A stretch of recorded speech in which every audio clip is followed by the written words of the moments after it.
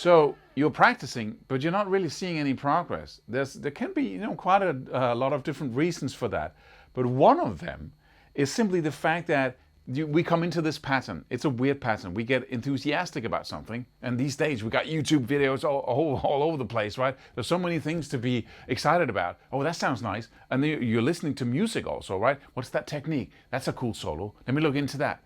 And if you're not careful, and if you're not very conscious about your practicing progress or process, what happens is you get excited about something, then you start practicing it, and as you become just a little bit better at it, and you can see the end of the tunnel, hey, yeah, I can learn this, then your excitement about the new thing kind of goes down, because now you kind of own it, because you know how to play it, but you don't master it at all at the level you want to.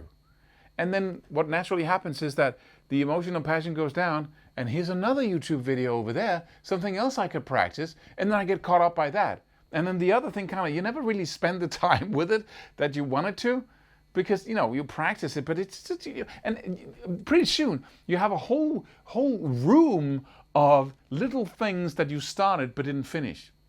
Like with so many other, the guy who has, a ton of projects that he didn't finish. That's the same pattern exactly. But now we just got that lick, that sequence, that technique, that everything. And then we got caught up in something else. The way out of that is to say, and this is a very conscious process, you have to really remember this for the next time you get all fired up by something, is that you find something, oh, that lick, that technique, that whatever. And then immediately once you get that passion, you start, you get it under your fingers, you start practicing it a little bit.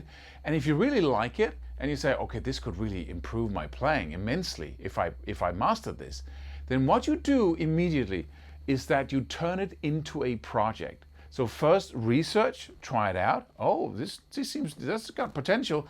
Then turn it into a project. What does that mean? Does that mean you pull out papers and Excel sheets and PERT charts and all kinds of stuff? No, it just means one question: how much am I willing to put into this?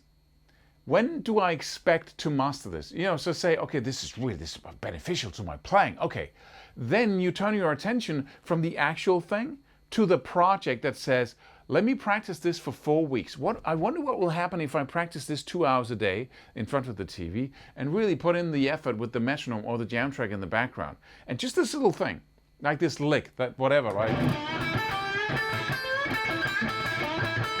Right? What if I practice that over and over again like right? Like 1,000,000 times the next 4 weeks? I wonder what will happen. See, now the passion of the thing you found suddenly changes to this over here, which is an abstraction in time. You playing that thing at the level you want. So now you get passionate about that.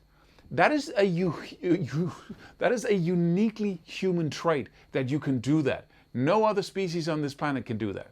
So only you can change the future. Only you can change your skill level like that.